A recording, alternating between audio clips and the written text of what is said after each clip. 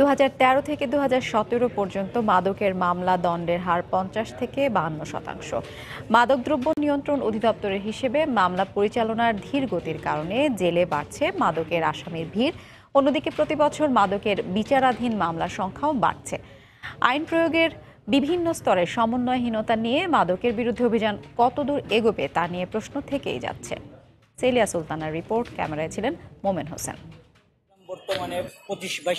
2018 গত 5 বছরে মাদকের বিরুদ্ধে রেকর্ড সংখ্যক অভিযান চালানো হয় এই বছর। শুধুমাত্র মাদকদ্রব্য নিয়ন্ত্রণ অধিদপ্তরের তত্ত্বাবধানে মামলা হয় 13,777টি। এর আওতায় আসামি গ্রেফতার করা হয় 15,102 জন। কারা কর্তৃপক্ষের সূত্র অনুযায়ী সারা দেশে কারাগারের 36,000 আসামির জন্য ব্যবস্থাপনা থাকলেও কারাগারের 35,000-এর বেশি মাদক মামলার আসামি, যারা বিচারের অপেক্ষায় আছেন। কিন্তু প্রশ্ন হচ্ছে যে গুরুত্ববোধে মাদকের বিরুদ্ধে এই অভিযান চালানো হয়, বিচার প্রক্রিয়ায় কেন তা মুখ থুবড়ে পড়ছে? আমরা সমস্ত কিছু আয়োজন করে আদালতে সোপর্দ করি। আদালতের এই সংবেদনশীলতা অবশ্যই প্রয়োজন হবে যে মাদক মুক্ত করতে হলে আইনের কঠোর প্রয়োগ প্রয়োজন। মামলার সংখ্যার পর্যালোচনায় দেখা যায় 2013 থেকে 2017 সালের শেষ পর্যন্ত করা মাদকের মামলায় 48,680টি মামলা বিচারাধীন থেকে যায়, যার সাথে 2018 সালে আরও 13,500-এর বেশি মামলা যুক্ত হয়। বিচার প্রক্রিয়ার ধীরগতির কারণ হিসেবে বিচারিক আদালতের রাষ্ট্রের আইনজীবী বলছেন, বেশিরভাগ ক্ষেত্রেই সাক্ষী উপস্থিত না হওয়ায় লাগছে সময়। মাদকের মামলা কিন্তু জামিন একবারই হচ্ছে না, যেহেতু মামলা শেষ হচ্ছে না, আসামি যেগুলো আবার শেষ হচ্ছে ওগুলো আবার তাদের সাজা হচ্ছে, তা আসামি তো আর বের হয় না।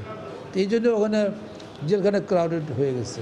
সাবেক পুলিশের মহাপরিদর্শক বলছেন, সমাজ থেকে অপরাধ প্রবণতা দমনে প্রয়োজন মোটা দাগে শাস্তির উদাহরণ সৃষ্টি করা। মাদক মামলায় যা অদৃশ্যমান। পুলিশ তাড়াহুড়া করে চার্জশিট দিয়ে দিল, আদালতে গেলে ইয়ার্স টুকাতে বসে থাকে, আর প্রসিকিউশনের পক্ষ থেকে যদি এগুলো গুরুত্ব দেওয়া না হয়, তাহলে তো ওই ক্রিমিনাল জাস্টিস সিস্টেম শুধু পুলিশের উপর নির্ভর করবে না।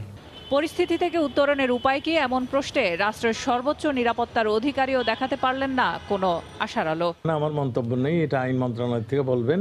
তবে আমি আপনার সঙ্গে একমত যে একটা দীর্ঘ পুঞ্জীভূত স্তূপ আকারে মামলার জট লেগে গিয়েছে।